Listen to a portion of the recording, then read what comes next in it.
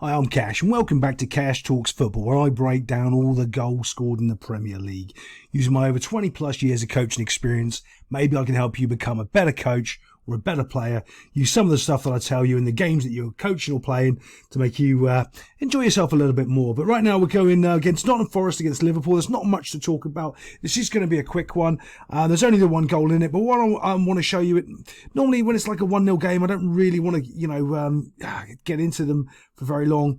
Same as this one, but I want to really talk about the framing of how they've framed the box here, Liverpool. And I talk about this quite a lot, about having someone stood in the D if you're attacking or defending, so you can keep the ball going. Liverpool here have actually got their team set up perfectly to keep you pinned in the box, right? And if you look at the way Nottingham Forest are and look at the amount of players they've got no one here who's ready to win a ball if anything goes wrong or comes out or does this here.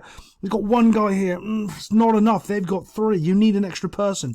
Right now, if I was coaching, I'd have another player there to split the difference between these players. Ultimately, though, Liverpool do a really good job of trying to keep the pressure on here. So when this ball breaks, you can see now there's no one there close from Nottingham Forest to run out and pressure this ball here, which allows this wee man to take a bit of a shot and cannonball it off. But again, they've got lots of bodies between the ball and the goal. Not bad. I didn't watch much of this game, actually. I do like Notts Forest from all the old Brian Clough era and all that, and the European, trophies and stuff. But they need to get some more people further forward onto the 18-yard line here. So when the ball does take a ricochet or does bounce around, what happens is then they've got someone else to, like, he right now needs to be taking that ball and then looking out wide, looking for a release pass somewhere. And he can't because there's no outlet. There's nothing to go. So he ends up losing the ball. Well, one, because he's bad at the football, but two, there's no other option for him to do. Right now, this first pass should probably be to this guy here, so he can run forward with it. He doesn't want to hold on to the ball for too long. So let's just move this forward a second. And as we move this forward, do you see that touch there? That's the problem. But that double touch there, his first touch and that second touch. That first touch should have been a pass out wide, right? So it should have gone out here.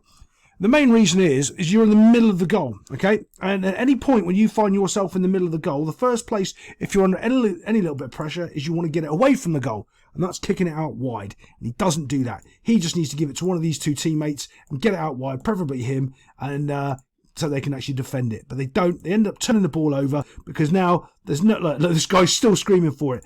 In fact, all he has to do is kick it into the space. Just kick it into the space and let this wee man go. But they're so innate on not defending, not doing the right thing. This was in extra time as well, I think. And he just has to play the ball forward. One of the main things when I was coaching, sometimes I used to say, just keep the ball going forward. Just keep it going forward. And then people go, but we're losing possession. We're not really... Yeah. But there's sometimes where you just want to kick the ball forward. And it sounds silly, but you do. Just get it forward and then get after it. And then try and win the tackle here. Get forward and try and win the tackle again. And that's one of these situations where he wants to do that. Because the next thing is he ends up doing a terrible pass. And now the guy that wanted the ball... It's out of, well, there's no one can really tackle except for the guy that just lost the ball. He should easily win this ball back. But Newcastle then, Nottingham Forest have still got a solid defensive shape. They're still in the zone. They're still doing well. But they get completely done here by a little bit of magic on the ball, bob, and now they've lost their shape. Do you see the difference of that little half a second where you saw two nice little banks of four, and now you don't? And this is where it gets a little bit scary here for Nottingham Forest because they're not quite on the same page. They've let Darwin Núñez sneak in behind them. One guy's fighting with Virgil van Dijk, and they've slowly now decided to push up instead of drop off. And if they had just dropped off, which they were doing 2 seconds ago, when I was saying I wanted them to push forward and pressure the ball, this wouldn't have happened because they would have been marking him. And they lost all of that effort. They put up a great show and lost it with almost the last kick of the ball. Well, maybe next time, Notts Forest. Maybe next time.